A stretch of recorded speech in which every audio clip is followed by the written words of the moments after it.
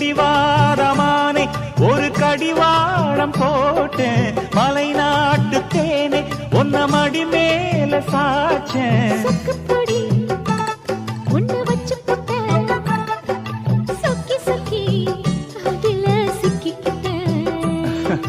கிச்சிலி சம்பா குத்தி எடுத்தே மொச்ச குழம்பும் வச்சு எடுத்தே ஆமாடி அதுக்காகத்தான்